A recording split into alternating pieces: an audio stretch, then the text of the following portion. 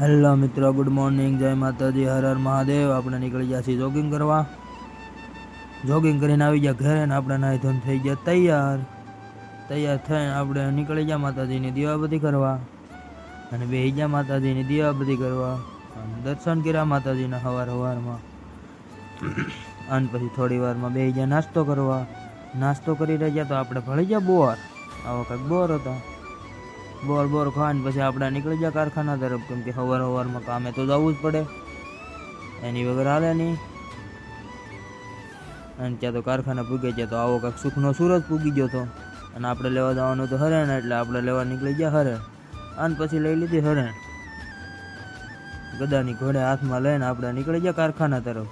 ત્યાં તો થોડીક વારમાં આવી ગયા કારખાને અને હરણ ચડાવીને મારી દીધો પટ, કેમ કે આપણી હરણ કોક ચોરી ગયું હતું, એટલે એને હરણ ઘૂંટી લીધી ને પછી આપણને આપી દીધી, એટલે આપણે પટ મારીને આપણે બેસી ગયા હરણ ઘૂંટવા।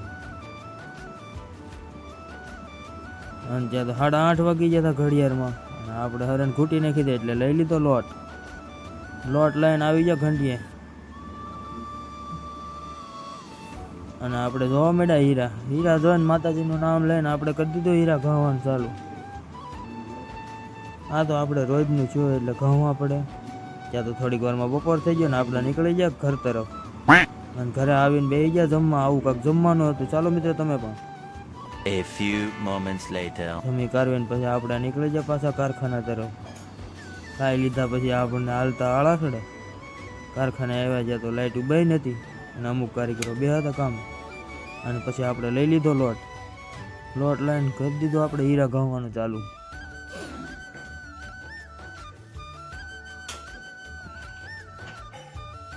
અને થોડીક વારમાં વાગી ગયા હતા 100 એટલે બાપુ મારવા માંડ્યા ફૂંકણી। કોને ખબર એને શું જોવું હોય। अच्छा हमको सिखा रिया है। પછી આપણે નીકળી ગયા કારખાનાથી હેઠા અને આવું કાંઈક એક ઝાડવું હતું, આ બીજું ઝાડવું હતું। આમાં તમને શું જોવા મળ્યું કહેજો, કોમેન્ટ કરજો જરા। અને પછી આપણે નીકળી ગયા ઘર તરફ। જો આ બ્લોગ ગમ્યો હોય તો લાઈક, શેર અને સબસ્ક્રાઈબ કરી નાખજો।